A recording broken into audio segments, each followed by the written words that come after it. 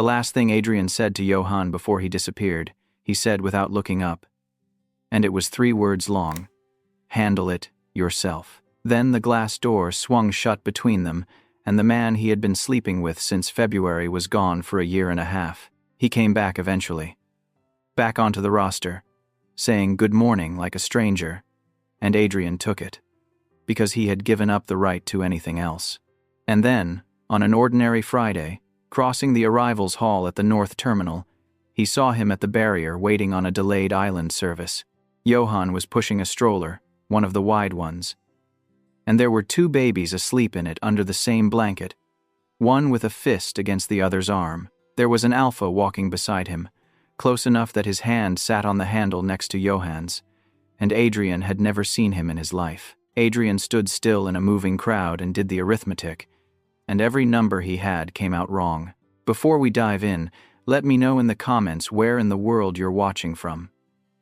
Now, back to the story. A little over 2 years before that Friday, Johann was working the island rotation out of Karlstad, and he was good at it to the point where nobody noticed it anymore. The northern network is not glamorous flying. It is 4 sectors a day in weather that changes while you are looking at it. Small aircraft into small strips, fishermen and nurses and school children, and 1 man who brings a live crab home in a cooler every second Friday. The cabin is narrow enough that Johann could stand at the front and see every face at once, and he had learned to read a full load in the time it took to shut the door. He could pick out the ones who fly weekly and want to be left alone, and the ones who have never flown and are pretending otherwise, and the alpha in row 2 who has already decided that the omega handing out the tea is part of the ticket price. He was senior crew by then, which meant that when the coffee machine failed in the air, or a passenger locked himself in the lavatory over the middle of the sea, or a child got a nosebleed at 11,000 feet, it became his problem and nobody else's. He liked that. He had a rule about problems, which was that a problem you have solved yourself cannot be taken away from you afterwards, and he had built most of his adult life on it. Ines ran the cabin crew at the base and still flew the line herself, a beta with a laugh you could hear from the ramp and no patience at all for the company's morale emails. "You're doing the thing," she said one morning in the crew bus, without turning her head. "The thing where you look at the roster to see if his name is on it. I look at the roster because I work here. You look at the roster like it owes you money. It's the one who never says good morning, isn't it?" "He says good morning." "He says morning," Ines said. "There's a difference, and I've been in this job long enough to know that the difference is a whole personality." Johann looked out at the wet apron and let her win that one, because she was right, and because the roster did have his name on it. Adrian flew the same network in a company that his family owned, which was a fact everybody knew and nobody said out loud in front of him. His grandfather had started it with 2 aircraft and a mail contract to the outer islands. His father had turned it into the thing it was now. And Adrian had been raised to walk into the office on the top floor of the Karlstad building and sit in a chair with his family's name on the wall behind it, and had instead gone and got a license, and then a type rating, and then a line check, and spent his working life in the left-hand seat of aeroplanes his family happened to own, which everyone agreed was either the most stubborn thing in the company's history or a very slow way of losing an argument with a dead man. He was not a warm captain, and he was a very good one, and the 2 facts sat side by side in everybody's head without ever being reconciled. He briefed in a flat voice, and he did not raise it, and there were people on that network who had flown with him for years and could not have told you the name of a single person he was close to. In the flight deck he was different, and you had to be in there to see it, because in there he talked. He would ask a nervous new first officer what he was worried about, and then actually wait for the answer. He would take the sector in the ugly weather himself and give the pretty one away. The first time Johann properly registered him as a person rather than as 4 gold stripes, it was over a passenger in row 2. They were on the ground at Storvik with the door open and the rain coming in sideways, and an alpha in an expensive coat had spent the whole sector making a project out of Johann. There was nothing you could write up. Only a hand that arrived on his hip in the aisle and stayed a beat too long, and a remark about how they must choose the crew on this route for a reason, and then a question about whether he was suppressed, put to him in the same friendly voice you would use about the weather. Johann had handled it as he always did, politely and completely, and he had a smile for it that he had been using since he was 19, and hated the sight of. It was working fine. He did not need help.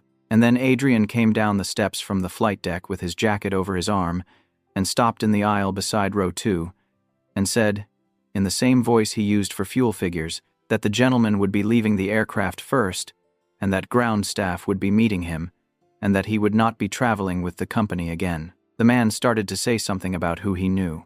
"I know him too," Adrian said. "Ground staff will meet you." That was all. He went back up the steps. The whole thing took less time than the safety demonstration. Afterwards, on the walk in across the wet concrete, Johann caught up with him, which was itself unusual, because most of the cabin crew on that network would rather walk into the sea than start a conversation with him. "I had it," Johann said. Adrian kept walking. "I know. I mean, I had it handled. I didn't need it done for me. He put his hand on you twice." Adrian said it the way he would read back a clearance. "You had it. I removed him. Both of those are true." You could have asked me first." "I could have," Adrian agreed. And then, after enough of a pause that Johann looked over at him, "I should have." Noted. It was not an apology, and it was not quite anything else either. He said it, and then he held the door of the crew building open with his shoulder, and Johann walked through it, feeling obscurely that he had lost, and nothing at work had made him feel like a person instead of a function in a very long time. Johann started paying attention after that, which was his first mistake, because once you start paying attention to a man like that, you begin to notice the shape of what he does not say. He knew everybody's name on the ramp, including the 2 loaders who had been there 3 weeks. In the crew room he stood rather than sat, always near the door, always with his coat on, like a man who had somewhere better to be and had never once gone there. And when the standby crew got called out on a Sunday, his name was on the call-out more often than the roster could explain, and he never mentioned that either. And he did not smell like anything Johann had ever smelled on an Alpha in that building. Alphas on the line ran to type. There was a lot of expensive nothing, suppressant patches under uniform shirts. The flat chemical hush of men who had been told all their lives that scent in a workplace was a discipline problem. What the company leaflets never mention, because it would embarrass them, is that suppression flattens what you give off at arm's length and does very little at all about what happens when somebody's face is at your neck. Adrian was suppressed like everyone else. And even so, in the small, pressurized space of a galley on a night sector, there was something coming off him. Struck flint, first, hard and mineral. The smell of 2 stones knocked together over kindling. Underneath that, crushed juniper, green and bitter and cold. And then, so far down that Johann spent weeks deciding he had imagined it. Something dark and sweet, like black plum on the turn. That last note was the problem. Nobody who smells like flint and juniper has any business having a 3rd layer like that.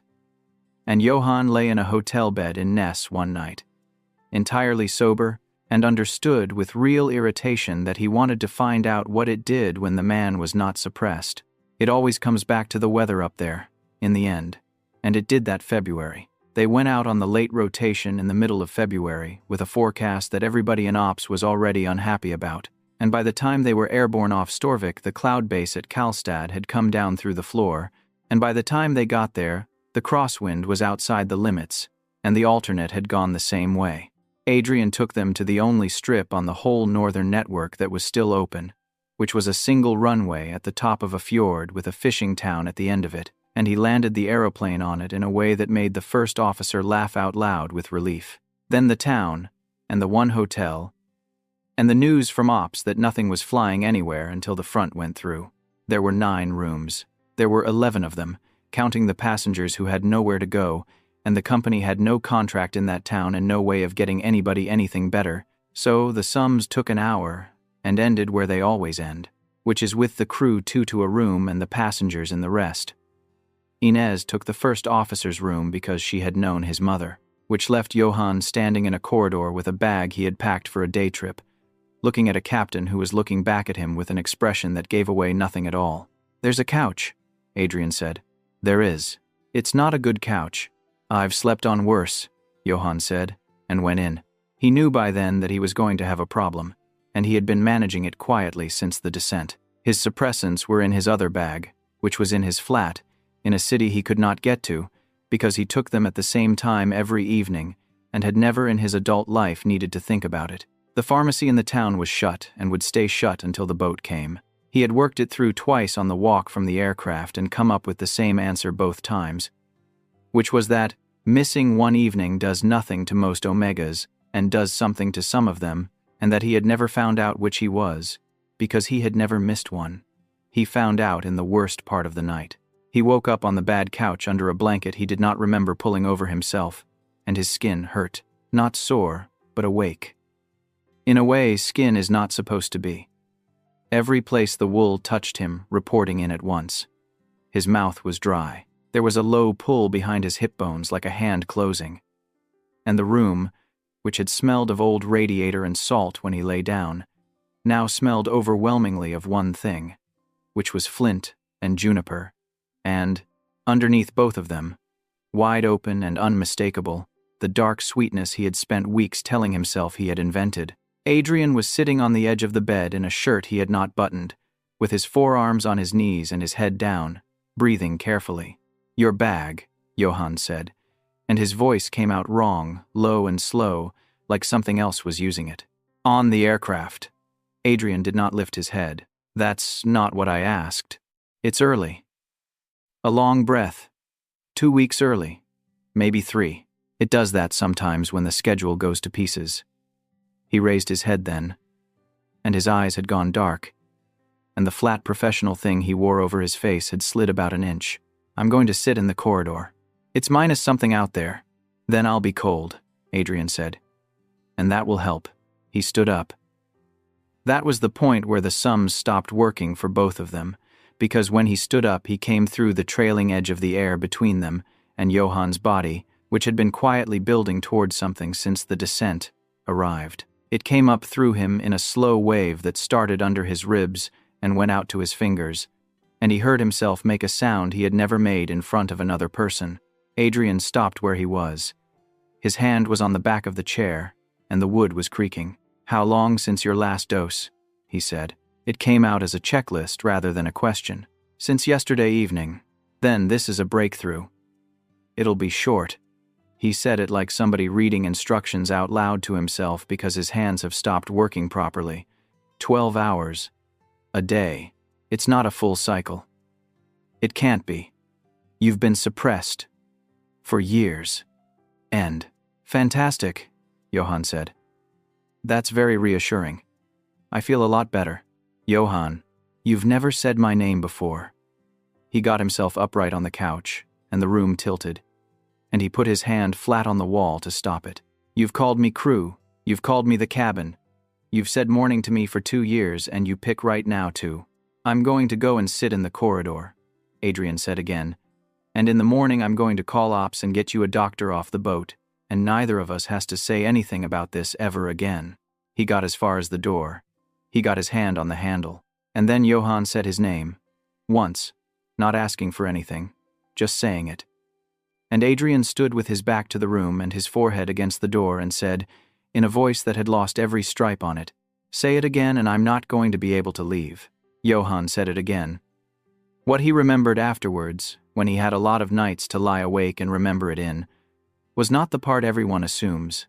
It was the part before. It was how Adrian crossed that room like a man crossing a line he had drawn himself and knew the exact width of, and how he stopped in front of the couch and did not touch him, how he put one hand flat on the wall above Johann's shoulder and stayed there, close enough that the cold of the corridor was still coming off his shirt, and asked him, in a completely steady voice, whether he understood what he was saying yes to. "You're asking me that now? I'm asking you that now. I've wanted this since October," Johann said, "and if you make me say it twice, I'm going to be very annoyed with you."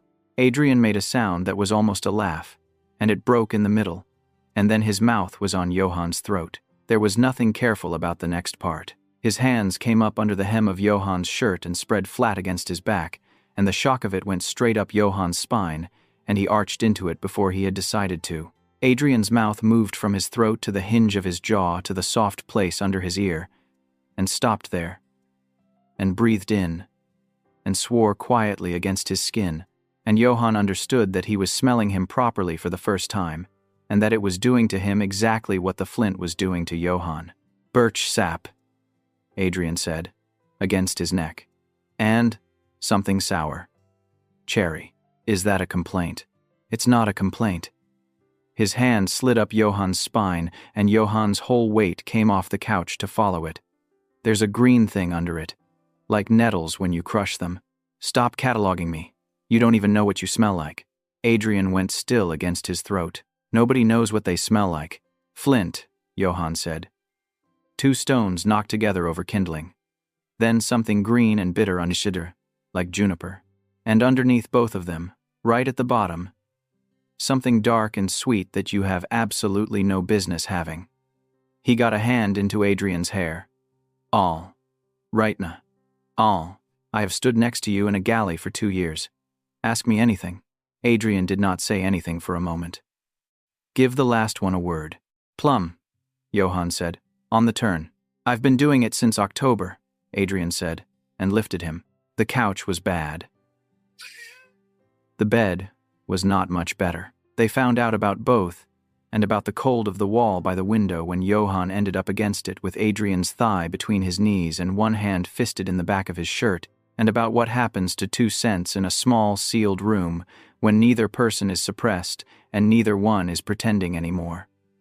That was the thing that undid Johann completely.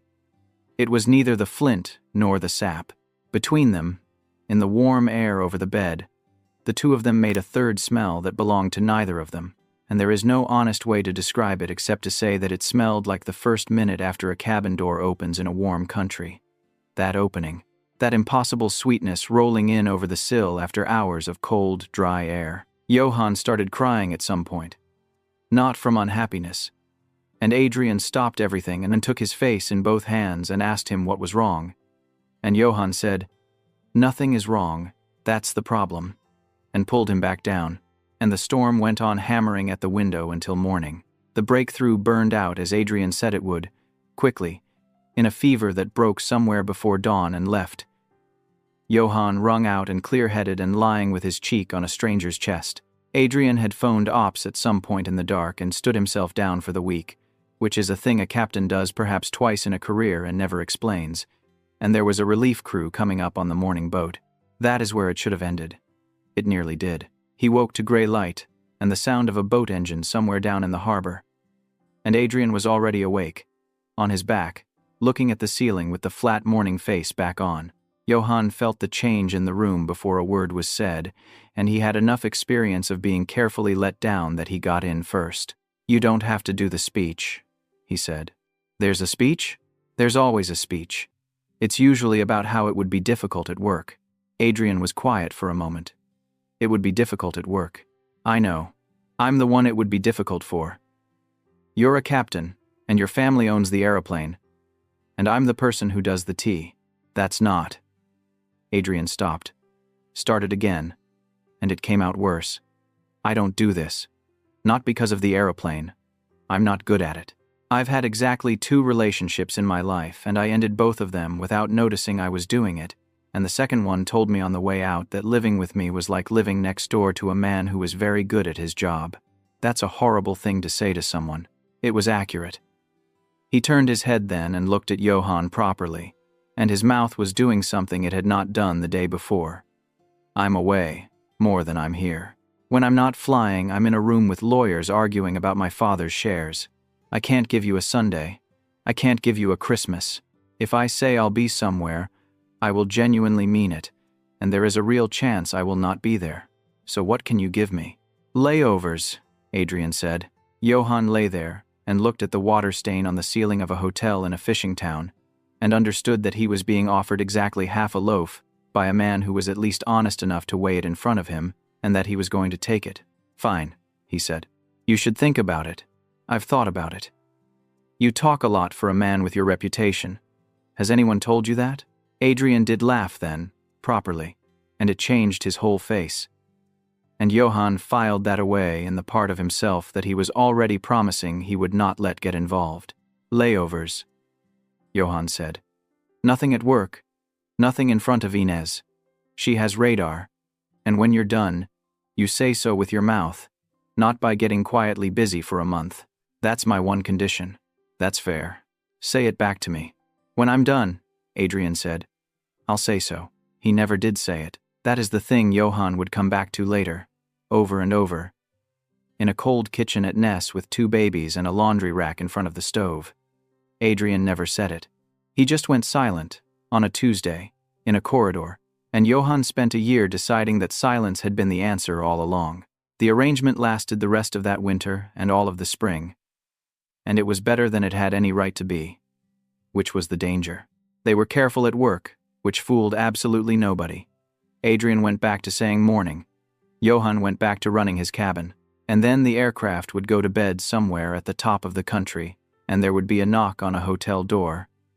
And Adrian would come in still in half his uniform, with his tie already gone, and the door would not be open long. He was not what Johan expected. Johan had assumed, from the outside of him, that a man that contained would be selfish about it, and it turned out to be the reverse.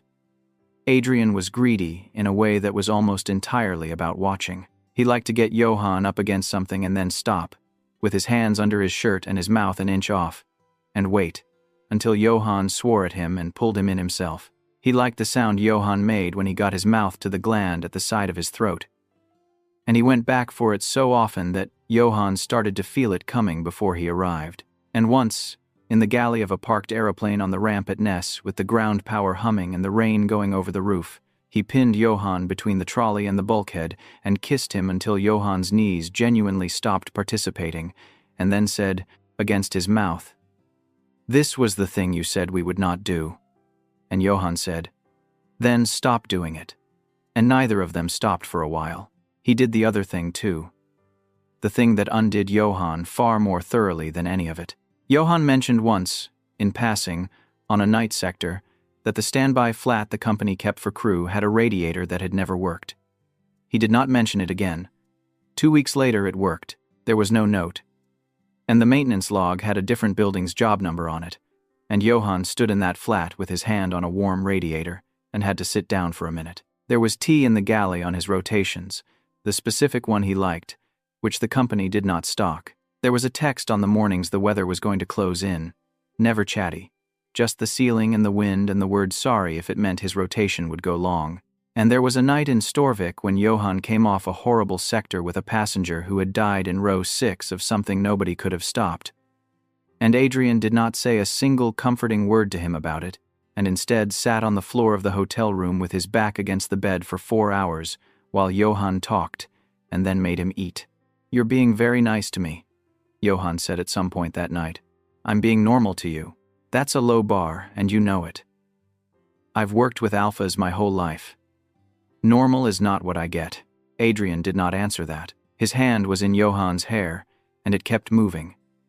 And after a while, Johan stopped waiting for the answer and let himself fall asleep on the floor of a hotel room with his head on a captain's leg, which was, if he was honest with himself, safer than he had any business feeling anywhere. That was the spring.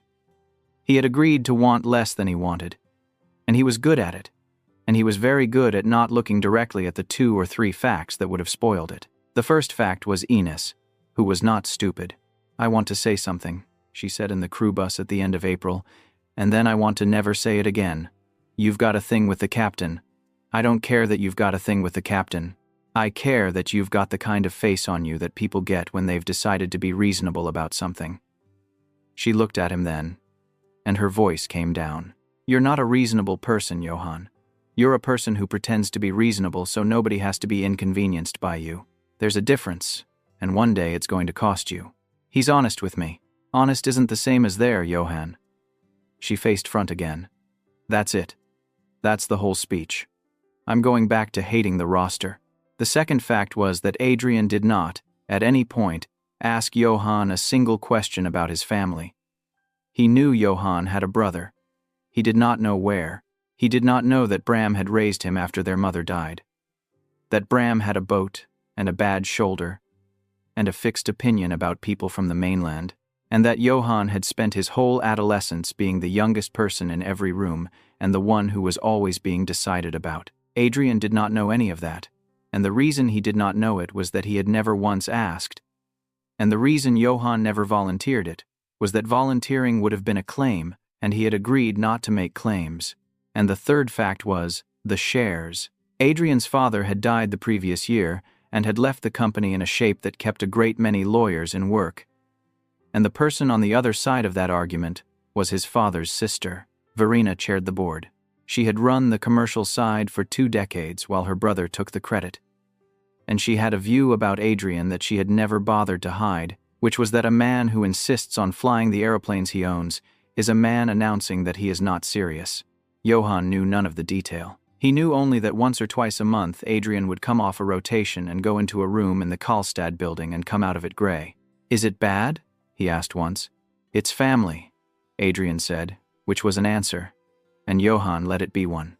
He found out about the babies in the last week of May, in the least dramatic way imaginable, which is how these things usually go. He had been tired for a fortnight and had put it down to the rotation. He had gone off coffee, which he noticed mostly because Inez noticed. And then he was in the crew room watching a colleague's newborn get passed around as babies get passed around in crew rooms, and Inez was saying to somebody that you cannot tell anything from a baby that small, that they are supposed to smell of warm barley and clean laundry and nothing else at all. Or so every Omega she has ever flown with tells her, and that the line note does not come in until somewhere around their first birthday, and that until then, you have absolutely no idea what you are holding. And Johann, standing there with a paper cup in his hand and a child he did not know asleep against his shoulder, did the arithmetic that a suppressed Omega has to do, which is not a cycle count, because there is nothing to count, but a list of nights and where they fell. And the list stopped at a Thursday in April in a hotel at Ness, and he put the cup down very carefully on the table so that he did not drop it. The clinic took him the next morning. He sat on the paper cover of the bed with his shirt up while a beta doctor with cold hands ran the scan, and she was quiet for a moment, and then she turned the screen so he could see it, and touched the end of her pen to one flicker and then to another, and said, "I fast. Any fast. 1, I fast." In the flattest, kindest voice, "There are 2. He saw both of them. That is what he could never explain properly afterwards. Not to Bram, not to the woman at the registry, not to Adrian. 2 of them, going at once, out of time with each other, fast as birds. And he was 26 years old and living in a company flat with a radiator that an alpha had fixed for him in secret, and he put a hand flat on the paper cover of the bed to stop it shaking. He asked her how, because he had been taking his pills at the same hour every evening for 11 years and had never missed one until February. She did not look up from the notes. "Suppressants stop a cycle," she said. "That is the whole of what they were ever built to do. And people find out what they do not do in this room about once a month. And by the time they find out, they are already sitting where you are sitting." Then she did the rest of it briskly, because it was routine to her. He could not stay on suppressants. That was not a preference. It was the law of his own body. And she wrote it out for him anyway, on the sheet with the leaflets. No suppressants while carrying. Scent blockers were permitted, but only the mild ones, and they would mask the pregnancy and nothing else, which meant that he was about to walk around the world unsuppressed for the first time since he was 15 years old. And he could not fly like that. Not on that company. Unsuppressed crew came off the line for the duration, and there was a form for it.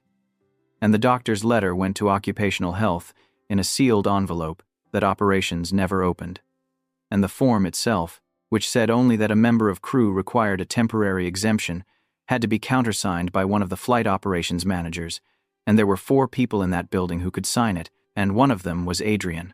He did not sleep that night. He lay in the flat with his hand flat on his stomach and made a list of the ways it could go, as he had made lists since he was 9. And every version of the list ended in the same place, which was that Adrian would look at him, and Johann would find out what he was. That was the real question. And he was honest enough with himself at 3 a.m. to name it. Not whether the man would pay for anything. Whether, when he was told, some part of him would go quiet and warm and step in front of Johann the way he had stepped into the aisle at row 2. He decided he would tell him on the Tuesday, before the morning rotation, in the corridor outside ops, where there were no cameras and nobody stood around. He wrote it down first, which is the detail that gets him. Still, he sat at the little table in the standby flat and wrote out the sentences on the back of the exemption form, because he was afraid of losing his nerve and saying something flippant instead and he practiced it in a bathroom mirror like a teenager. "I need to tell you something important. It's about me. I don't know what to do about it, and I would like it if you were there while I worked it out." That was the whole speech. He was rather proud of it. It asked for almost nothing, which was the most he had ever asked anyone for in his life.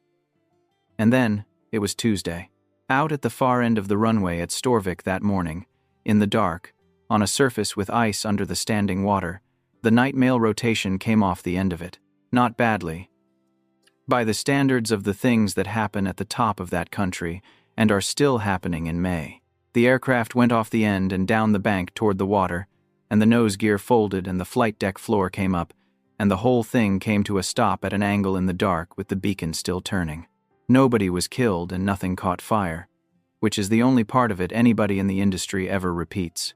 The first officer on that aircraft was a man called Petter, who had been in Adrian's course 20 years earlier, who had come to his father's funeral and stood at the back and left without saying anything because he knew Adrian would hate being spoken to. He went into surgery before it was properly light, with his spine in a shape that the surgeon would not put a number on. Adrian got the call before dawn. He was in the building within the hour. Every operator has a plan for that morning, written years in advance, with names against the rolls, and Adrian's name sat under the accountable managers on that page and had for 6 years, and the accountable manager was on the other side of the world. So it came through him. All of it. The regulator wanted a duty post holder in a room, and the insurers wanted a statement, and the press office had a line and then wanted a different one by 9. The investigators wanted the maintenance records for an aircraft that was currently lying on a bank with its nose in the mud, and then they wanted them impounded, and then they wanted the room they were in. Somebody had to call Petter's wife, and Adrian asked to do it himself, and did it from a stairwell, standing up, and afterwards he stood in there with his hand over his mouth for a while, and then went back out and asked for the crew rest records. His aunt phoned twice. The second time she said, before he had finished saying his own name, that the board would want to see him afterwards and that he might reflect on how this looked, an aircraft off a runway on a network he personally insisted on flying. And Adrian said that a man he had known for 20 years was in surgery, and Verena said, yes, and there will be a board meeting. By the middle of the morning he had been awake for hours and had not sat down once, and he was standing in the corridor outside ops with a clipboard against his chest and a phone against his ear, listening to a lawyer explain what he was not permitted to say to anybody, and looking through the glass at a room full of people, all of whom needed something from him at once. That is the state he was in when Johan came round the corner. Johan had the form in his hand. He had the sentences on the back of it in his own handwriting, and he had been awake most of the night. And he had rehearsed the opening so many times that it had stopped meaning anything. As words do. Adrian, he said. Adrian lifted one finger, not unkindly. It is the gesture of a man on a phone call. And every person who has ever worked in an office has made it and had it made at them. And it means 1 minute, and there was nothing in it at all. Johan waited. He was aware of his own heart. He waited through the end of the call, and Adrian took the phone away from his ear and started writing something on the clipboard. And Johan said, I need to tell you something important. It's about me. I don't know what to do about it, and He got that far. Johan. Adrian did not look up from the clipboard. Johan. He was writing a name and a time on a form for a regulator who was standing on the other side of a glass door, and there was a fire in his building, and he answered the way he had been answering everything all morning, which was by clearing it off the desk. Handle it yourself. And then he walked through the glass door. He did not look back. He had no reason to. In the whole of that day, out of what must have been 200 small decisions, that one took under 3 seconds, and it did not attach itself to anything, and by the evening it was gone out of his head completely. He did not remember it that week or that year or at any point until it was much too late. It cost Johan everything he had, and it cost Adrian nothing at the time, because he never even knew he had spent it. Johan stood in that corridor for a while. There is a particular kind of silence that happens inside a person when a thing they have been braced for since childhood finally arrives. And it is not loud. He did not cry. And he did not feel especially wronged, which was the worst of it. What he felt was informed. He had asked for one thing in 8 years, in a corridor, with his hands shaking, and he had been told to handle it himself, and there was a horrible, clean relief in it. Like a diagnosis. Fine, he thought. That's what this is. Good to know. He turned around and walked back down the corridor and put the form on the ops counter with the writing turned under, in with the rest of the paperwork of that terrible morning. The one who signed it that day was a tired woman covering the operations desk, who countersigned it without reading past the first line, because there was a great deal in front of her and an aircraft on a bank, and she filed it. And it went into a personnel folder in a cabinet on the 3rd floor of the Karlstad building, with Johann's handwriting on the back of it, and it stayed there. He resigned by email that night. He did not use the word resign. He took the leave he was owed, and then the unpaid leave that came after it, and he wrote 3 lines that said nothing, and then he packed the flat. He did not tell Adrian. That was not an oversight, and he has never once pretended to himself that it was. He was 26 years old and standing in a company kitchen that had never been his, with 2 hearts inside him going at different speeds, and he made a decision on purpose, with his eyes open. He would not spend the rest of his life watching a man be a father the way he had been a lover, which is to say, brilliantly, 4 days a month, from a distance, in a hotel. He would not be the thing that got handled. If he could not have the version where somebody stepped in front of him, then he would take the version where nobody got to leave, because you cannot be left by a person who does not know where you are. It was pride. He knows that now. It was also the only piece of ground he had, and he stood on it. Bram met the ferry. His brother took one look at him on the quay at Ness with 2 bags and a face like a closed door, and did not ask a single question, which is the only genuinely tactful thing Bram has ever done in his life. He carried the bags up the hill. He put the kettle on, and then, days later, over dinner, he said, "So, whose is it?" And Johann said, "Mine." And Bram said, "Right," and never asked again, though he thought about it constantly and made his opinion available at every opportunity for the next several years.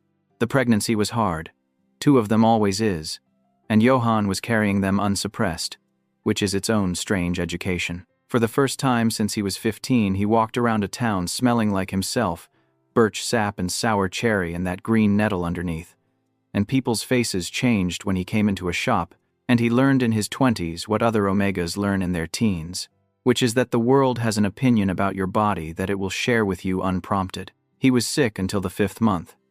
He worked in the ferry office in Ness because they would let him sit down, and he read everything the internet had about premature twins in the small hours, and he cried exactly twice, once at a photograph of an aircraft in a newspaper, and once because a shop was out of the right bread. They came early, as twins do, in the last week of December, in a hospital on the mainland after a boat crossing that Bram still refuses to describe. A boy and a girl. Ari came first and complained about it. Mio came second, silent, and did not cry until she was on Johann's chest. And then, only once, as if she had been asked to confirm something. They smelled of warm barley and clean laundry, both of them. Exactly as Inez had said in the crew room in another life, and of nothing else at all. There was no line note in either of them, and nothing at all to read. Johann held them in a hospital bed in the early hours with a nurse asleep in the chair by the door and thought, with the fierce, unreasonable clarity that arrives at that hour, that there was at least one mercy in the world, which was that for a whole year nobody who looked at these 2 could tell whose they were. He had a year. He did not think, then, about what would happen at the end of it. Adrian noticed on the Thursday. He came off a rotation and went to the crew room to find him, because there had been a bad week, and he wanted 20 minutes of somebody who was not going to ask him for anything. And Johann was not there. He was not on the Friday roster either. He looked further out, and then he went to crew planning and asked, in a voice he thought was casual, and the tired woman on the desk said that the senior on the island line had gone on leave and then had not come back, and that they were short. And did he know anybody? Did he say why? They never say why, she said. It's the roster. Nobody ever leaves because of a person. He phoned. It rang out, and then the next week it did not ring at all. And the week after that, the number belonged to somebody in a different city who was extremely rude about it. He did not do nothing, and that matters later. He went to the standby flat, and it was empty and clean and the radiator was on. He asked Ines, twice, and got a look the second time that took the skin off him. He wrote a letter and sent it to an address in Ness that Johan had put on a form years earlier. And Bram took it out of the postbox and looked at the handwriting and burned it in the stove without telling anybody, which he did not confess to for years, and which Johan would take so calmly when it finally came out that it frightened everybody in the room. And then Adrian stopped, because he had said layovers and nothing else. And because a man who has offered somebody half a loaf does not get to file a missing person report when they decide they would rather eat elsewhere. So he flew.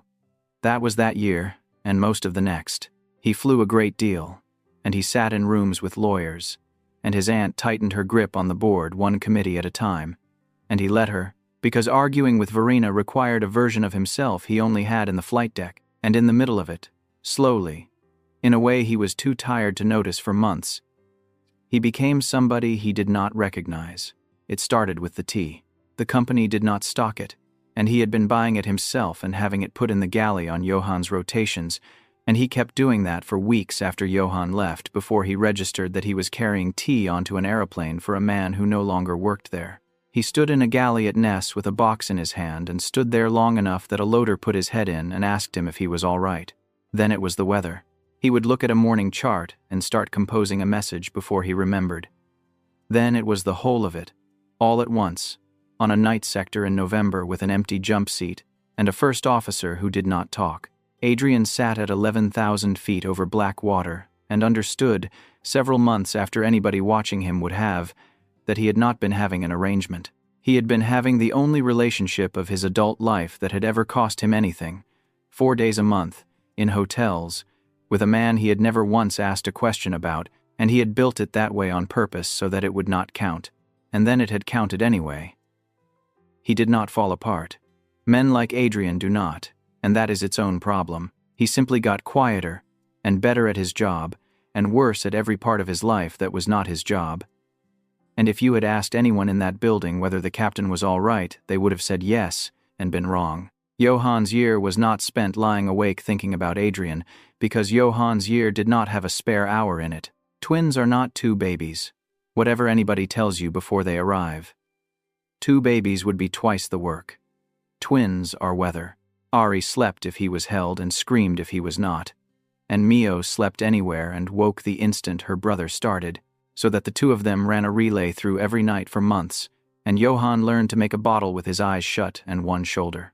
His cycles stayed away the whole of that year, as they do while you are feeding, and he stopped expecting them at all, which is a thing he would pay for later. Money was the other thing.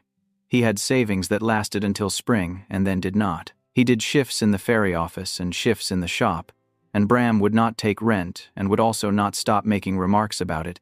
And there came a morning in the following autumn when Johan sat at the kitchen table with a bank statement and understood that the only job in the world he was actually qualified for, the one that paid, the one where his years counted for something, was on a company that flew out of Karlstad. He could go back. He was suppressed again by then. Nobody at that company had ever known he was pregnant, because he had left before it showed, and the form in the cabinet said nothing except that a member of crew required a temporary exemption. The network flew 4 sectors a day and put its crew back on the ground by evening if you took the right rotation. And the flat in Karlstad was 1 room and a kitchen and would take almost everything he earned, and Bram could bring the twins over on the boat when it worked, and it was going to be brutal, and it was the only door with a handle on it. He wrote to crew planning. They took him back inside a week, because they were short, because they were always short. "You're insane," Bram said. "I'm broke." "You're both." Those 2 things lived together. His brother stood in the doorway with Mio on his forearm like a rolled carpet, entirely unbothered, and looked at him. "And when you're standing in that building and he walks past you, then he walks past me," Johan said. "He's been walking past me for a year. He's very good at it. It's practically his best thing. He went back on the line in the last week of October, and he lasted less than a week before it happened. It was a Thursday, and he was in the crew room checking a manifest, and the door opened, and he knew before he turned round, because the room changed. The room changed temperature, which is what rooms do when a man you have not seen in a year and a half walks into them wearing a scent you spent a whole winter learning by heart, flint and juniper, and that dark, sweet note underneath them, further down than it used to be and buried under suppressants, but there all the same. Adrian stopped in the doorway. Johann turned round with the manifest in his hand and said, "Morning, Captain," in a perfectly pleasant voice, and watched a man he had once made laugh out loud in a hotel room lose the ability to operate his own face. "You're back." "I'm back. On the island line." On the island line. There was a pause that had a great deal in it, and half the crew room pretending not to be in the room. "That's good," Adrian said. "We've been short, so I hear." He had 100 things and he said none of them, because there were 7 people at the table behind them, and because he had spent a year and a half rehearsing an apology for a crime he could not identify.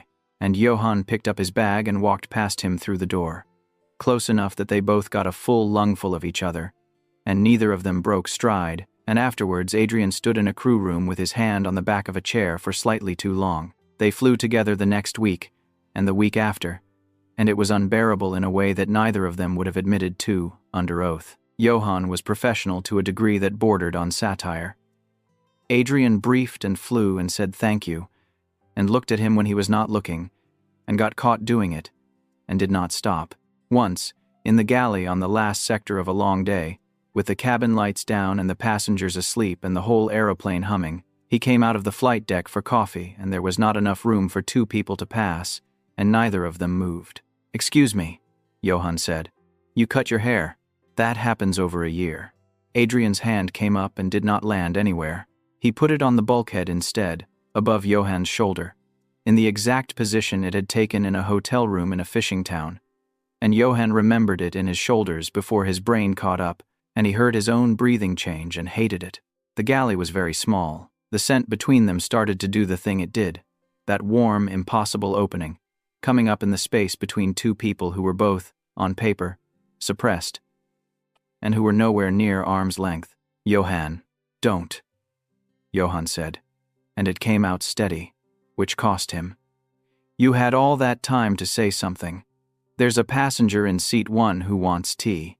He ducked under the arm and went to make the tea, and his hands were shaking so badly he burned 2 fingers on the urn, and behind him Adrian stood with his palm flat on the bulkhead and his head down like a man who had walked into something in the dark. That was the state of things on the Friday he went down to the North Terminal. Adrian had no business being in the North Terminal that afternoon. He had come down to sign for a part that did not need his signature, which is the sort of errand men invent when they have finished work and do not want to go home, and he was crossing the arrivals hall when he caught a face in the crowd and stopped walking. Johann was standing by the barrier in a coat Adrian had never seen, out of uniform, and he was laughing, not the crew room laugh that goes out to a whole table, but the other one, the one Adrian had heard only a handful of times, in rooms with the curtains shut. He was laughing at something an alpha had said to him. The alpha was tall and bearded and dressed like a man who worked outside, and he had one hand on the handle of a wide stroller, and Johann had his hand on it too, and their fingers were not touching, but they were close enough that the distance between them was a decision. There were 2 babies in the stroller, asleep under one blanket, one of them with a fist against the other's arm. As Adrian watched, Johann bent down and did something to the blanket, and the alpha bent down at the same moment and did something to the other side of it, and they did it without speaking, in the exact synchronized way of 2 people who have done a thing a great many times. Adrian stood in the middle of a moving crowd and did the arithmetic, and every number came out wrong. A year and a half was how long he had been gone, and babies that size, and that man's hand on the handle. The coat Adrian did not recognize, which meant a life he had never been in, which meant that while he had been carrying a box of tea onto an aeroplane like a fool, somebody else had been buying that coat and standing in that queue and putting his hand next to Johann's on a stroller in an airport. He wished afterwards that it had been sadness. It came up hot and fast out of a place he did not know was in him, and it wanted to walk across that hall and put itself between the 2 of them, and it had a sentence ready, and the sentence was mine, and Adrian stood there and let it go through him, and did not move a muscle, and standing there doing nothing was harder than the landing at the fjord had been. He had no claim. He had made sure of that himself, on a bed in a fishing town, in a speech he had been rather proud of at the time. Johann looked up, as people do, and for a second they had each other across the whole width of that hall, and then Adrian turned away. He went out through the side doors into a car park in the rain and stood by his car without unlocking it and understood that he had 2 babies worth of proof that he had been replaced and that he was going to have to fly with the man on Thursday and say good morning. He was, for a stretch of days after that, a genuinely difficult person to work with. Nothing you could report. He briefed short. He stopped coming out for coffee on the night sectors. He said good morning to the cabin as a group and to nobody in particular. And in the crew bus, he sat at the front with his coat on, and Ines watched all of this with the expression of a woman watching a slow road accident from a hill. The petty thing he did was small enough that most people would not count it, and he counted it for years afterwards. Johan asked for a rotation change. He needed the early on a Friday instead of the late, because the Friday service from Ness got in late in the afternoon, and Bram would not put 2 babies on a winter crossing, and Johan had learned that if you do not explain the reason, nobody can take the reason away from you, so he simply asked. It went to crew planning, who did what they always do with a swap and asked the captain of the rotation whether he had a view. Which that week was Adrian, and Adrian looked at it on a screen late at night, and thought about a hand on a stroller handle, and said no. It did not take him long at all to feel sick about it. It took him until the following morning to reverse it, and by then Johan had already read the first email. Standing in the corridor by Ops, in the exact place where a man had once told him to handle it himself. He did not make a scene. He went and found him in the flight planning room and shut the door. You want to tell me what that was? I reversed it. You did it first. Johan's voice had gone low and pleasant. I've asked you for 2 things since this started. 2. One of them you told me to handle myself, and I did, and the other one is a Friday early, and you sat at your desk and thought about it for 4 minutes and said no. Adrian went very still. When did I tell you to handle it yourself? Oh, don't. Johan laughed, and it was awful. Don't do the face. It's fine. It was a year and a half ago, and it was one of 100 things you dealt with that day, and it doesn't matter now. Johan, it doesn't matter. I got what I needed out of it. He picked up his bag. Give me my Friday. I'm not asking for anything else. From you or anyone in this building. That's the whole request. He went. Adrian stood in the flight planning room with his hands flat on the table and a date starting to move in the back of his head. A year and a half ago. A year and a half ago. Ines found him in the crew bus that afternoon, sat down beside him uninvited and said, Right. I've decided. I'm going to say the thing. Don't. The man at the airport is his brother. Adrian did not move, and Ines carried on as though he had. His name's Bram. He's got a boat. He's got a mouth on him like a wet Tuesday, and I've been doing this job since before you could read. She was looking straight ahead through the windscreen. He brings them over on the Friday service because he will not put them on a boat in this weather, and because Johan's flat in town is 1 room, and there's nowhere to put 2 cots. So they're out at Ness in the week, and here at the weekend, and he does that on a senior's wage, and he has not asked this company for 1 single thing. The bus went over a speed bump. Somebody at the back was on the phone about a hire car. Whose are they? Adrian said. You're asking me the wrong question, Ines said. And I want you to notice that I'm not answering it, because it isn't mine to answer. But I'll give you this for nothing. Because I've known that boy since he was 19, and I watched him come back to this job looking like a bag of bones. They were born in the last week of December. Thanks for watching. That's not a fland.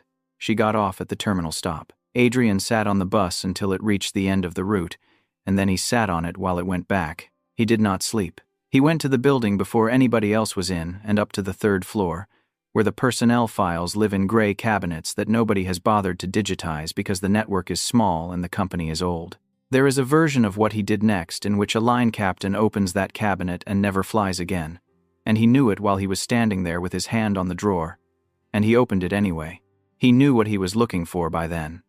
He had been doing the counting all night, and the counting is not complicated. A birth in the last week of December, and twins come early, so you do not go back as far as you think.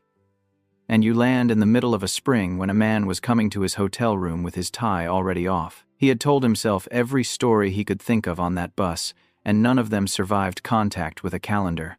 The file was thin. There was an email that never once used the word resign, 3 lines long, saying nothing. And there was a form, a temporary exemption from the suppressant requirement, countersigned by a woman covering the operations desk on the morning an aircraft went off a runway at Storvik, and the date on it was the Tuesday. Adrian stood in a cold room on the 3rd floor and looked at that date and put his hand out to the top of the cabinet. And then he turned the form over. There was handwriting on the back. It was Johann's, and it was small, and it had been written slowly by somebody being careful. And it said, "I need to tell you something important. It's about me. I don't know what to do about it, and I would like it if you were there while I worked it out." He read it more than once, and somewhere in the reading, out of the sludge of the worst day of his working life, one single unimportant moment came loose and floated up and turned over in the light. It was a corridor and a clipboard and a phone against his ear with a regulator on the other side of the glass, and a voice saying his name, and himself not looking up, and saying what he said, and walking through a door. Adrian sat down on the floor of the file room with his back against the cabinet, in uniform, early in the morning, and he did not get up for a long time. He did not go and find Johann that day, which surprised him. The thing he expected to do was walk out of the file room and across the apron and say a great many words. And instead, he sat in his car in the staff park until the windows went white and worked out that every single sentence he had available began with "I," and that a man who has been told to handle something himself does not need to hear about how sorry the person is who told him. So he did the only thing he had ever been any good at. He rang crew planning himself, and the Friday early went through. Permanently. With a note on it that made it look like a planning decision. The accommodation manager, who owed him a favor from a bad winter, moved a senior on the island line into the standby flat with the working radiator, which had 2 rooms. A cot appeared in the second one. 2 cots, actually. And Adrian assembled them himself on a Sunday with an instruction sheet in a language he did not read. Badly. And then took them apart and did it again properly. Johann came home from a rotation on the Friday, to a new key waiting at the crew desk and an address 3 streets over, and opened the door onto a hallway that had a second door in it, and knew exactly what had happened and exactly who had done it. He fed the twins and got them down in the new room, and asked the woman across the landing to sit with them for 2 hours. And then he walked the whole way across Karlstad with his coat still buttoned, and he was hammering on Adrian's door late that night. Adrian opened it in a shirt with the sleeves rolled up and his reading glasses on, which Johann had never seen in his life and which nearly derailed the entire evening. "You can't do that," Johann said, walking past him into the flat. "Come in. You can't just do things to my life. A flat, cots. You didn't ask me. You'd have said no. That's the point of asking." He turned round in the middle of the room. It was a spare, grown-up flat with almost nothing personal in it, and there was a box of the tea on the counter, and Johann looked at it and had to look away. "I know what you're doing. Tell me. You've found out I've got children, and you've decided to be nice about it, and you'll be nice about it for 4 months, and then there'll be a board meeting, or a bad winter, and you'll be nice about it a bit less, and I'll be standing in a corridor again working out where I come on your list." His voice was going, and he pushed it back down. "I'm not doing that. I've got 2 people who need me to not do that." Adrian took his glasses off and put them on the table. I read the back of the form. Everything in Johann stopped, and the room went very quiet around him. "The exemption," Adrian said. "It's in your personnel file on the 3rd floor. You wrote what you were going to say on the back of it, and then you handed it in to the ops counter, and a woman covering the desk signed it, and it's been in a cabinet for a year and a half. You had no right to. No, that's mine. That's the most private thing I have ever." Johann stopped and started again, and his hands had come up in front of him without his permission. "You were meant to hear that in a corridor. I stood in front of you and I said the first line of it out loud. I know. You don't know. You don't remember it." And there it was, the thing he had never planned to say, out in a room with the lights on. That's what I found out that day. I found out that the worst morning of my life happened to you as well, and yours was about aeroplanes. Adrian did not defend himself. He could have. There was a man in surgery and a regulator behind glass and a phone call to a wife. And any decent person hearing that list would have handed him some of it back. And he stood there and offered none of it. Quote, "You were carrying," he said, "and I told you to handle it." "Yes, and you did." "Yes," Johann said. "I'm extremely good at it. Ask anyone. Neither of them said anything, and it was not comfortable. Adrian crossed the room, and Johann did not back away, which was a mistake, or possibly the opposite, and they ended up standing much too close in the middle of a rug with a radiator ticking somewhere. Ask me the question, Johann said. No. Ask it. You've done the counting. You've been doing it since Inez decided to open her mouth to you. No, Adrian said. Because then you'd have to answer me. And then it's mine. He shook his head once. That's how I got here. That was what finished Johann off, more than anything else in the whole of it. And he heard himself make a small noise. Adrian's hand came up and hovered, and Johann took hold of his wrist and put it on his face himself. And then they were not talking anymore. Adrian kissed him like a man who had been holding a door shut for a year and had finally let go of the handle.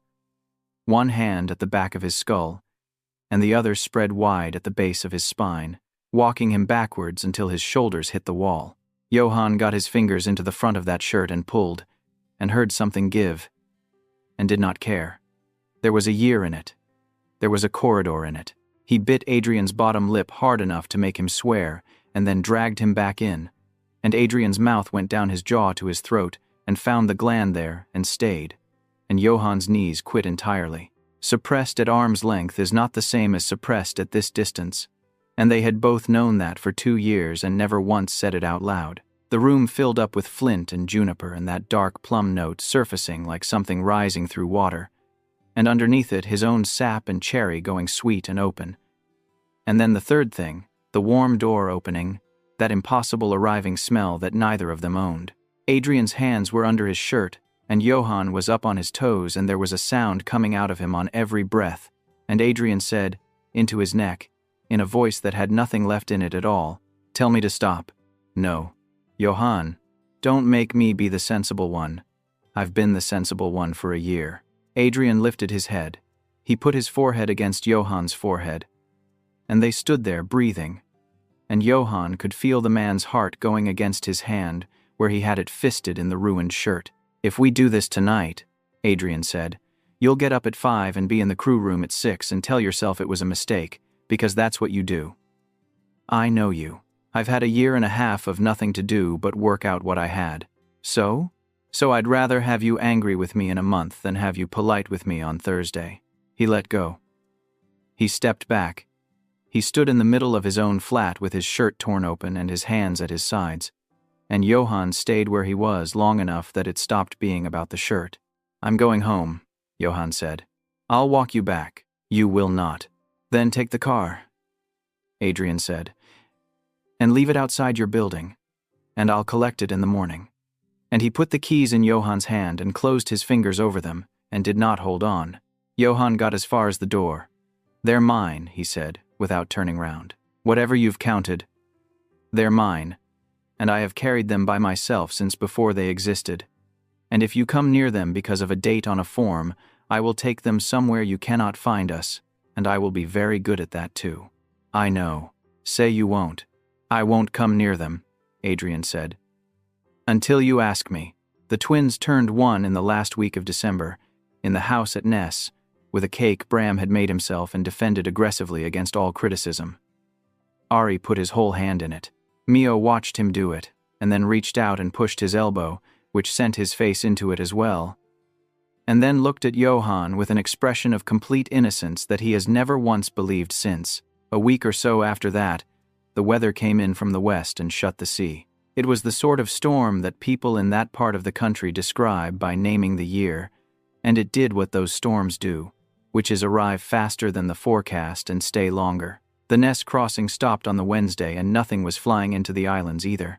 Bram was on the wrong side of it with a boat tied up short and the shoulder that had finally given out on him before Christmas, and Johann was on the Karlstad side with 2 babies in a 2-room flat and a rotation on the Thursday that he could not miss, because he had been back barely 10 weeks and had already taken 1 day for a sick child and had watched crew planning make a note of it. The neighbor who took them on the Thursdays phoned before it was light to say her own 2 were vomiting. So Johann did the only thing left, which was to put both twins in the double stroller and take them into the crew building with him, which sits on the land side of the terminal at Karlstad, so nobody had to explain a double stroller to security, and stand at the crew desk in the dark of the morning and ask, in a voice he kept extremely level, whether there was any way at all he could be released from the rotation. The network was short. It was always short. And that morning it was short and full of weather. And the woman on the desk looked at him with real sympathy and said the thing she had to say, which was that if he could not operate, she would have to record it, and that it would be his second since he came back. He said he would operate. He did not know what he was going to do about the 2 people in the stroller. He said it because you say it. And then he wheeled them into the corner of the crew room to think. And Ari, who had been building up to it since the flat, began to scream. Not crying, screaming, which is what a 1-year-old does when he has decided the world is unacceptable, going up and up with his back arched against the strap and his face purple, and Mio joining in out of solidarity, and the crew room full of people trying to plan a day of flying in a storm. Johan got Ari out and held him against his shoulder and walked him up and down along the windows, and it made no difference. He tried the bottle, and then the other bottle, and then the terrible song from the fairy advert that usually worked. It went on, far past the point where a person that size should have had anything left, and the noise filled the whole floor. And people were being very nice about it in a manner far worse than unkindness, and Johan stood at the end of that room with his son roaring in his ear and his daughter working up to it and a duty start coming at him, and felt himself begin, quietly, to come apart. Adrian had been standing by the door with his coat on for some minutes. He had come in, seen the stroller, and stopped where he was, and he had not moved since. He did not come over. He did not offer. He stood at the door and watched a man he loved walk up and down a crew room carrying a screaming child, and he kept his hands in his pockets because he had promised something in a hallway before Christmas, and it turns out that Adrian will stand in a room that is on fire rather than break one. Johan turned at the end of the windows and saw him there. His face went, all of it at once. The whole year of it. The careful, pleasant, level voice with it. And he crossed that crew room with his son screaming against his neck and held him out. Both arms straight, the way you hand somebody something you cannot carry. Take him, he said. Adrian took him, and he did it the way he does everything, which is competently and without discussion, one hand behind the head and one under, and he brought the baby in against the front of his coat, and turned so that the light was off his face, and put his mouth close to his ear and said something nobody else heard. Ari stopped, not gradually but between one breath and the next, like a radio going off. He hiccuped twice, and got one small fist into the collar of Adrian's coat, and put his face down into the side of his neck, and went quiet. And a little while later, he was asleep. The crew room noticed, because there was no way not to. Somebody laughed with relief, and somebody said something about the captain's hidden talents, and the room went back to its charts and its coffee, and Johan stood in the middle of the floor with his arms still out in front of him and no child in them. Adrian did not move for a long time. He was standing with his cheek against the top of a 1-year-old's head, and he had gone entirely white, and his free hand had come up and closed on the back of a chair. Because the flint was there, right there, in the warm, damp hair at the crown of that child's head, under the barley and the milk and the clean laundry, faint as a thing at the very edge of hearing. 2 stones knocked together over kindling. He had never smelled it in his life and never would, because nobody smells himself. But a man had lain under him in a hotel in a fishing town and put words to it out loud and then named the sweet thing at the bottom of it, and Adrian had carried those words around for 2 years without once expecting to meet them in the world. They were in his son's hair. Coming in on schedule, days after a first birthday. In a crew room first thing in the morning. He had known for weeks, but he had known it as a date on a calendar, and this was nothing like that. Adrian, Johan said. Don't. It came out of him wrong. He got his voice back on the second try. Quiet, so as not to wake the child. Give me a minute, please. Mio had gone quiet too, watching from the stroller with her brother's blanket in her fist, and the storm was coming across the apron in sheets, and out on the ramp, a de-icing rig was crawling toward stand 4 with its lights going. How long is your duty? Adrian said. 10 hours. It'll be 12 with the weather. Right. He shifted the baby up higher against his shoulder, and Ari made a small noise and settled again, and Adrian closed his eyes for a second at the sound of it. Ines is on your rotation. Get her to take the front off you. You'll be sitting down more. There's food in my bag in the crew room. Take it. You haven't eaten. He was already walking to the stroller, still holding him. I'm off today. I'll have them at the flat. You are not taking my children. Adrian stopped and turned round, and there were people within earshot, and he did not lower his voice at all. No, he said. You're leaving them with me. That's a different thing. If you say no, I'll put him back and hold the door for you. And I won't mention it again. Johann looked at him and did the only sums that were actually in front of him, which were 12 hours of duty, and 2 babies and a storm and a woman at the crew desk with a pen. His bottles are in the red bag, he said. The powder is measured out. Don't do it by eye. You'll get it wrong. And don't let Mio near the bag, or she'll eat the scoop. Understood. He goes down at 1. He'll fight it. He always fights it. Understood. Adrian. His voice cracked straight down the middle of the name.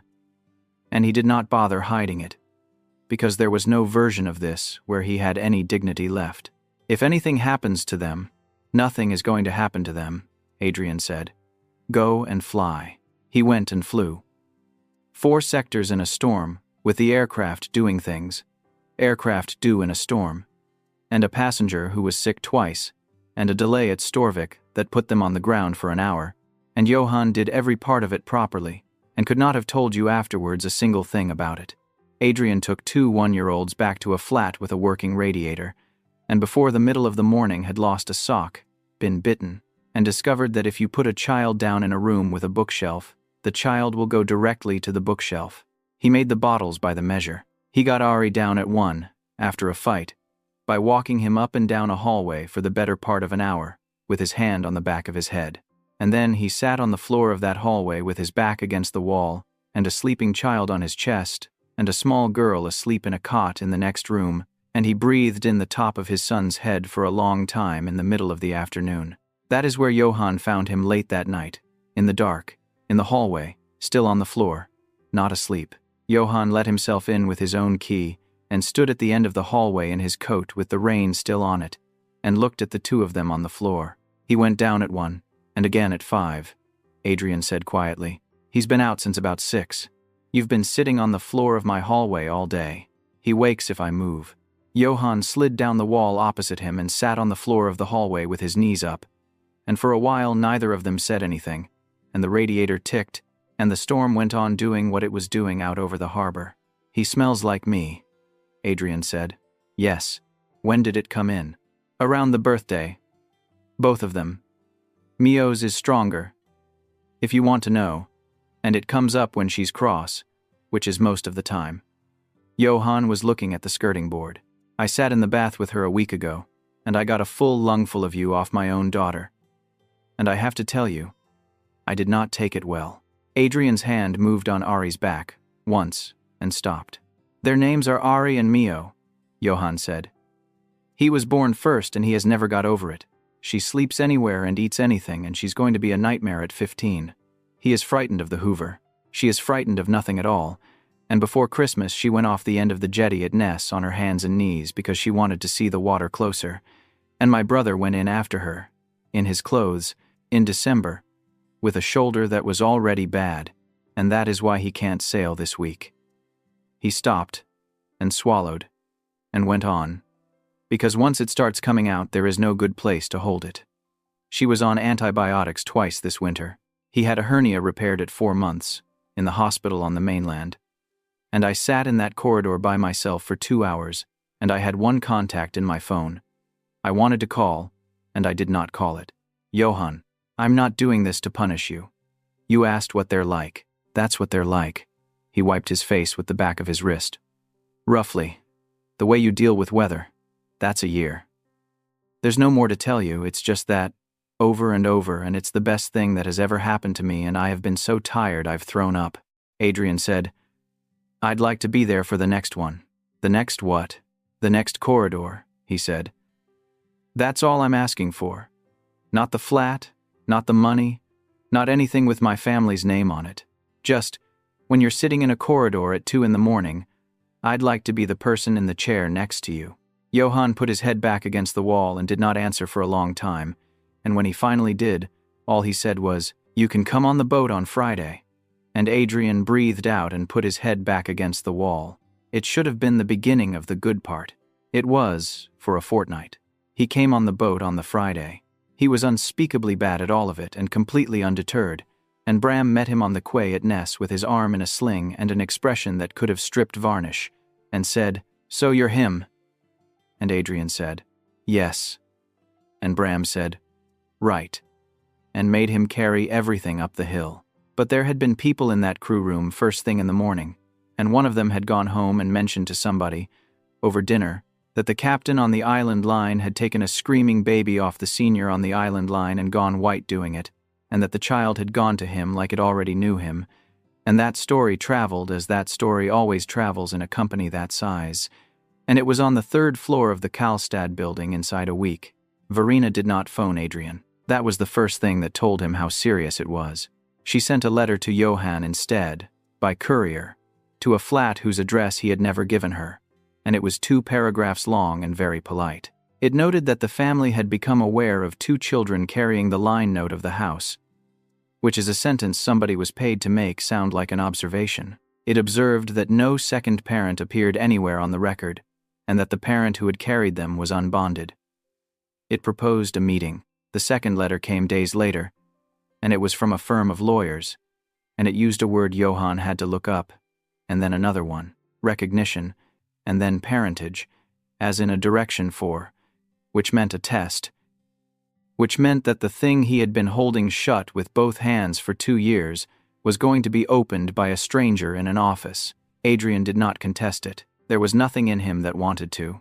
In that country, the old lineage law had never been taken off the books, only narrowed down to one clause. Where a child descends from a registered member of a line, the head of that line may apply for recognition of the child as a member of it. Recognition brings inheritance and a name, and a great many other things that sound like gifts. It also brings standing. And where the bearing parent is an unbonded omega, recognition gives the registered family the right to be heard on the welfare of that child, which in practice means the right to send people to your home with clipboards, and the right to tell a court that a single omega on a cabin crew wage, sharing childcare across a stretch of water with a fisherman who has a bad shoulder, is doing his best. Nobody has to call you a bad parent. Stretched will do, and stretched is a word you cannot argue with. And Johan was stretched, and everybody could see it, and that is what made it unbearable. He read the second letter standing up in the kitchen at Ness, and then he went out into the yard and was sick. And then he came back in and made the tea. "Sign nothing," Bram said. "I know. They'll offer money." "I know. They offered money on the Tuesday." And the figure was large enough that Johan laughed out loud when he saw it, and then sat down on the step and looked at it for an hour. It would have bought a house on the island. It would have bought the years of not being tired. All it required was that he agree the children be recognized, and that certain arrangements be made about where they were educated and by whom they were largely raised. He wrote 3 words back, and Bram posted it. And Adrian, who had spent a fortnight learning how to make a bottle by the measure, went to war in the only place he had ever refused to stand, which was a room on the top floor with his family's name on the wall. That was the fortnight Johan barely saw him. He was in Karlstad. He was in meetings that ran to midnight. He was on the phone in the hallway at Ness with his hand over his eyes, saying very little and listening a great deal. And one evening Johan came down the stairs in the dark to get water and heard him say, to whoever was on the other end of it, in a flat, tired, practical voice, "There is one thing that ends it tomorrow. If he's bonded to me, the family has no standing at all. It's a signature and a bite and the whole thing collapses. I'm telling you it's on the table. I'm not telling you I've asked him." Johan stood on the stairs in the dark in a house on an island, and every single thing that had been rebuilt in him over that month came apart where he stood, because he had heard that voice before. He had heard it in an aisle at row 2 and in a corridor outside ops and on a screen late at night declining a rotation change, and it was the voice of a man solving a problem, and the problem was him. He did not stay to hear Adrian finish the sentence, which was a great pity, because the end of the sentence was, "And I'm not going to," because he'd say yes, and he'd say it for the children, and I'd spend the rest of my life knowing I'd taken the last thing he had. He heard the first half. That is how these things go. He went back up the stairs, and in the morning he was pleasant and level and completely absent. And Adrian, who had not slept properly in over a week, went out on the boat and did not understand what had changed in that house overnight. And then his cycle came. It was the first heat since the twins were born, and it did not knock. It came up straight through his suppressants, which is what they call a breakthrough, and which is what happens to a body that has been away for a year and comes back all at once. And it came in hard on a Thursday with Bram on the mainland, at a hospital appointment for the shoulder, and Adrian in a room in Karlstad, and both children in the house. Johan felt it start late in the morning and went through it the way he had gone through everything since he was 15. He could not take suppressants, not into a live cycle. And he knew what that meant because the leaflet had told him, and because the leaflet had also told him what happens to omegas who try. He had food, he had the cots, he had the door locked and the phone charging, and he had, on the table, read once and left face down, the letter telling him that a welfare officer appointed at the family's request would be calling at the house that week at a time to be advised. She came in the middle of the afternoon. He would not remember much of it afterwards. He remembered getting to the door on his hands and knees because standing had stopped working, and hearing a stranger's voice through the wood saying his name and the word appointment, and understanding, with a fever going through him like a train and both babies awake and crying upstairs, exactly what this was going to look like written down. There is a thing that happens to omegas when fear goes past a certain line, and it does not look like fear. It looks like sleep. It is the body deciding that if it cannot run and cannot fight, then it will go somewhere else, and it will take everything with it, breathing included, and the leaflets call it a drop, and the doctors call it an emergency, and both of them use the word life-threatening. Johan went down in the hallway of a house at Ness, with his hand still on the lock.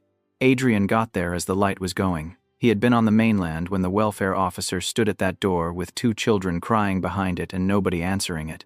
She worked out what to do in the end. And what she did was telephone the office that had instructed her, because that is who pays, and that is where the hour went. That message went up the chain as messages do.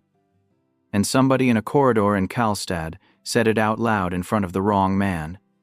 And Adrian was on the water within minutes in a boat that belonged to somebody else.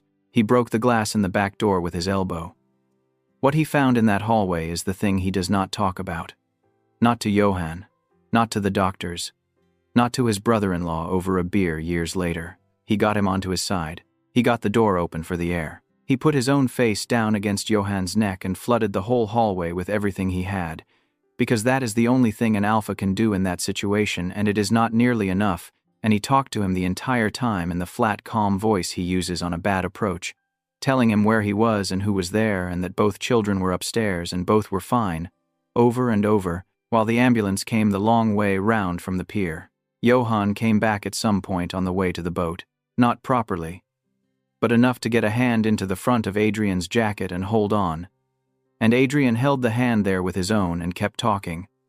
And Ari screamed the entire crossing in a paramedic's arms, and Mio slept through all of it. Because she is Mio. He was 3 days in the hospital. No suppressants, because you cannot put them into a cycle that is already running, so it was fluids and warmth and something that took the edge off the fever, and a doctor who said the word drop, and then said the words extremely lucky, and did not soften either of them. And on the second of those 3 days, while he was asleep, an interim order was made. It was not malice, particularly, which is what people never understand about how these things actually happen. The court had a note on the table from a welfare officer who could not get an answer at a door with 2 one-year-olds crying behind it, and an ambulance record from the same afternoon with the word drop written on it. And it had an application from a registered line offering an immediate, safe, staffed, medically supervised alternative. The obvious question, which there was nobody in that room to put, was why the children could not go to their father. The answer was that the children's father had no registered parental status of any kind, because nobody had ever put his name on a single document, and that the only other name on the table belonged to a fisherman who had spent that afternoon in a hospital waiting room on the mainland with his arm in a sling and no bed anywhere for 2 children. So the judge did the thing judges do at the end of a long afternoon with a full list, which was the cautious thing. The twins went to the family house outside Karlstad on the Friday, pending a hearing. Johann woke up on the Saturday morning in a hospital bed and knew before anybody said anything. Because there is a particular quality in how people stand when they are waiting to tell you. Bram told him. Adrian was not in the room, and that was deliberate. Because Johann had said one thing on the Friday night, through the fog of the sedation, which was, "Get him out." He was not wrong to say it. What came through that door had not come because Adrian was cruel. The whole apparatus of it had come because two babies in a fishing village happened to carry a note of struck flint that made them worth something to people who had never met them, and the man who had put that note in them had spent a year not knowing they existed, and had spent a fortnight being wonderful. And none of that was any use at all on the Saturday morning. He did not cry. In the hospital. The cycle had broken short, as they sometimes do after a drop, which the doctor said was the only lucky line in the whole file. He got up too early and signed himself out and went to the flat in Karlstad and stood in the second room with the two cots in it, and then he went out and got the first appointment he could with a solicitor who did not want the case, and then he sat in a launderette for a long time because it was warm and nobody knew him there. Adrian spent that weekend somewhere else entirely. He drove to the house outside Karlstad, and he did not go up the drive. He sat in the car at the bottom of it with the engine off and looked at the windows of a place he had grown up in, where his own son and daughter were being beautifully looked after by people who had been paid to do it, and he thought about a man in a corridor with a form in his hand. He had been telling himself for weeks that he was fixing it, that the flat and the cots and the rotation change and the war on the third floor added up to something, and sitting in that car he arrived, finally, at the thing that had been waiting for him since the file room, which was that every single thing he had done for Johann in 2 years he had done without asking, because asking means the other person might say no, and because a man who does not ask never has to hear it. He had never withheld anything from Johann except the one thing that would have let Johann answer. And the one time Johann had brought him a question anyway, standing in a corridor with his hands shaking, Adrian had cleared it off the desk. He went to see his aunt on the Monday. Verena had him shown up to the top floor and let him stand for a moment. And then she said, "Sit down, Adrian." And he did not. Withdraw it. No. She did not raise her head from what she was reading. You put it on the record yourself. They're not heirs to anything. They carry the line. 2 of them, in a house with a wood stove, with a man who works 4 sectors a day. She turned a page. I am not required to be a monster about that. Only right. Not after this morning, Adrian said. She looked up then, and he had never seen her caught out before. He had spent days with 2 lawyers and an accountant establishing whether the thing could actually be done, and it could, because his family had written its own rules a century ago in a form that had never anticipated one of them not wanting it. He had signed the whole of it that morning. There were 2 instruments, because they did 2 different jobs, and his solicitor made him say both of them back to her before she would let him sign. One struck his own registration in the line, which broke the chain the claim was hanging from, because a child cannot descend from a registered member if there is no registered member to descend from. The other put every share he owned into a trust he would never be able to touch again, and that one was not for the children and not for Verena either. It was so that the choice he had just made could never be offered back to him on a bad day. He used the votes before he gave them away. On the morning he signed, while the shares were still his, he requisitioned a general meeting of the company, which cannot be unrequisitioned by anybody. And then he let the trust take effect, and then he went to see his aunt.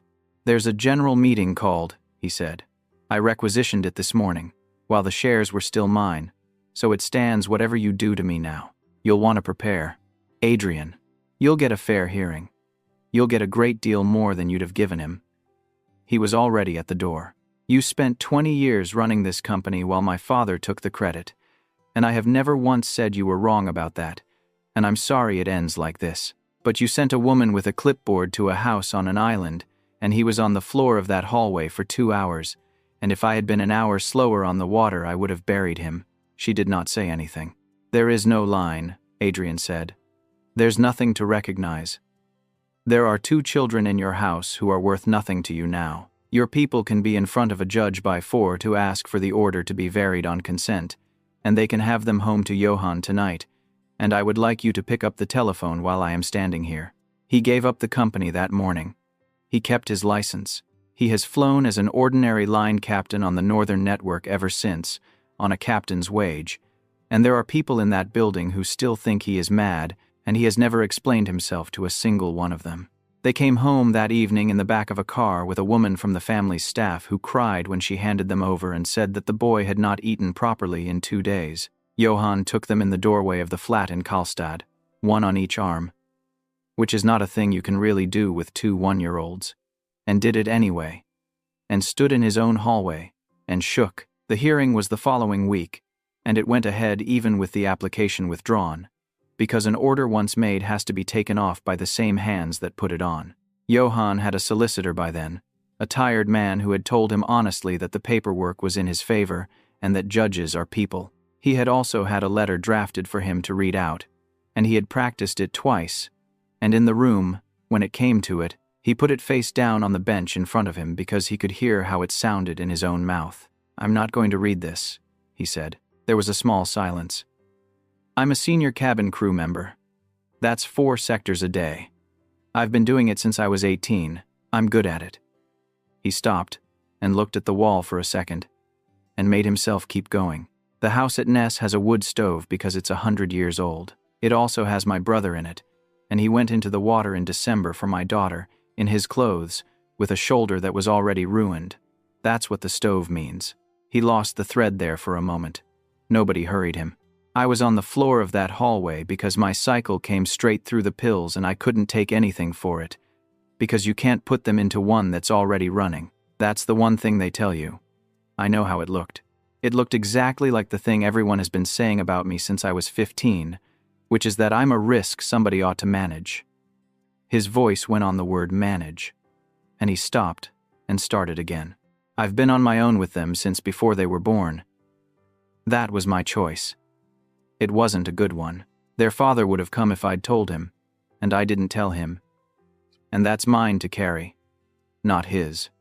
Thanks for watching. And this video," he looked down at the letter, face down on the bench. "I don't have anything else. They're mine. That's the whole of it. Sorry." The order was discharged that afternoon, which is a sentence that took a week of other people's work to make possible and about 40 seconds to say. What happened after that took months, and almost none of it was dramatic. Johann did not take him back. He let him in, and it took months for the difference between those 2 things to close. There was a stretch of weeks where Adrian was allowed to come on the Friday boat and no further, and he came on every single one of them, in weather that made the crossing an act of stupidity twice. There was a stretch after that where he was allowed an hour in the flat in Karlstad, then 2, then bath time, which is where the real damage is done, because you cannot kneel on a bathroom floor getting soaked by a small girl who thinks the word no is a game and hold on to any of your dignity. He was, at first, bad at it in a way that Johann found almost unbearable to watch, because he was so obviously trying to be good at it. He timed the naps. He kept a list on his phone of what they had eaten, and Johann came in from a rotation one evening and found him standing in the kitchen with a bowl in his hand and a look on his face, because Ari had thrown his dinner on the floor for the 4th time and Adrian had realized there was nothing to fix, that this was simply the thing, tonight and tomorrow and for years, and that competence was not going to save him. "You can't solve them," Johann said, taking the bowl off him. "I've noticed. You just do the next bit. And then the next bit." He put the bowl in the sink. "That's the job. Nobody says it out loud because it sounds like nothing." The apology came in the end, and it came badly. It was a Tuesday in the autumn, and both twins were asleep, and Adrian was at the door with his coat on, and had been standing there not opening it for slightly too long. "I want to say the thing," he said, "and I'm going to do it wrong. Then do it wrong. I've been going over what I did to you." His hand was on the handle and he was not looking at him. "And it isn't the sentence. I thought for months it was the sentence. It isn't. It's that when you came to me with the biggest thing that had ever happened to you, I made it small enough to forget. That's what I did. Not that I said no, that I put you somewhere in myself where you took up so little room that I could lose you entirely on the same day and not notice until the Thursday." He stopped, and his jaw was working, and he picked a worse word than he meant to and used it anyway. "You'd spent your whole life being tidied away by people, and you came and stood in front of me, and you'd written it out first, on the back of a form, because you were frightened, and I tidied you away. That's it. That's what I'm sorry for. I'm not sorry I was busy. I was busy. I'm sorry that the busy version of me is the one that showed you what I actually thought you were worth." Johann did not say anything for a while. "Say the last part again," he said. "I don't know what I said." "You do. That the busy version of me is the true one," Adrian said, "and that I've spent 2 years arranging my whole life so that nobody ever gets to find that out, and you found out in 3 seconds in a corridor, and I've been trying to make it not true ever since, and it takes longer than I thought." Johann looked at the floor for a while. "I heard you on the phone," he said. "At Ness. The night before it all went wrong. You said if I was bonded to you, the family had no standing, and that it was a signature and a bite, and the whole thing collapsed." Adrian did not move. "I went up those stairs and I decided you were solving me again. That's why I was like that with you all that week. That's why I was on my own in that house. You heard the first half. What's the second half?" It took him a moment, and it did not come out well. Which is the only reason Johann believed it. That I wasn't going to ask you. Because you'd have said yes. You'd have said yes for them. And you'd have meant it. And I'd have spent the rest of my life sitting across a table from a man who'd signed himself over to me in a bad week. He stopped. It was the only thing you had left that nobody had taken off you. I wasn't going to be the one who took it. Work? You could have told me that at the time. Yes, Adrian said. I could have told you a great many things at the time. Johann crawled the kitchen and took his hand off the door handle and put it against his own chest, flat, over the sternum, and held it there. There, he said. That's where you've been sitting this whole time. I didn't tell you, because you'd have gone off and done something about it. His hand stayed over Adrian's. Now you know where it is. They stood in a kitchen late at night with a hand between them. And then Johann came up onto his toes and kissed him. And it was not like the flat, and it was not like the hotel in the fishing town. It was slow, and it was allowed, and slow stopped being an option almost at once. Adrian got him up onto the counter with a hand under each thigh, and Johann's ankles locked at the small of his back, and the mug that had been on the counter went onto the floor, and neither of them looked at it. He kissed down the side of Johann's throat to the gland there and stayed, and Johann's head went back against the cupboard and his hands went into Adrian's hair and pulled, and the sound he made was loud enough that they both froze and listened to the baby monitor until nothing came back through it except the sound of 2 children asleep. Bedroom, Johann said, against his mouth. The door sticks. You have to lift it. I know. The bed's new. The bed's. Johann pulled back and stared at him. When? When they moved you in. The old one had a broken slat and I was not going to leave it there. I didn't tell you because you'd have made a speech. I'm going to make a speech now. Make it tomorrow, Adrian said, and lifted him off the counter. And Johann got both arms round his neck and did not make it tomorrow either. The scent came up around them as it had 3 winters earlier in a hotel with a storm at the window. Flint and juniper and dark plum going up through sap and cherry and green crushed nettle, and out of the 2 of them that third thing arrived and filled the whole flat. The warm door opening. The sweetness rolling in over the sill after all those hours of cold. The bedroom door stuck. He lifted it. They bonded in the summer, on Johann's terms. In daylight. In the yard at Ness with Bram in the kitchen aggressively not watching through the window. And it was Johann who asked, twice, because he had decided somewhere along the way that a man is allowed to change his own rules. Johann is still flying. Nobody would sign him back onto an aircraft for months after the drop. And he was back on the line the spring before they bonded and did his recurrent training with a small child on his hip most evenings. And he is a cabin manager now on the network he grew up on, which means he is the one who gets phoned at 6 in the morning, which he pretends to resent. Petter walks with 2 sticks and will not fly again. And he sends Adrian a photograph of that aircraft every year on the date, which Adrian finds unbearable and keeps. Adrian is an ordinary captain. He is on a captain's wage, in a company he no longer owns any part of, and he flies the island rotation, and once a month he is on the early with his own mate's crew and has to call him by his rank in front of people, which everybody in that building enjoys far more than the 2 of them do. He is home 4 nights in 7. He has never once, in all the years since, said the words layovers or difficult. On the days he cannot be somewhere, he says so out loud, in advance, to Johan's face. And Johan says, fine. And it is fine. Because it was never the absence that broke anything. Verena lost the meeting, which she had known she would from the morning she was told it had been called, because the rest of the family looked at what had been done to a member of their own cabin crew and decided they would rather not have their name on it, and she left the chair with a statement about generational change that fooled nobody in the room. She lives on the coast now. She has never met them, and she sends 2 cards every December, and Johan writes back every December, 1 line, thanking her.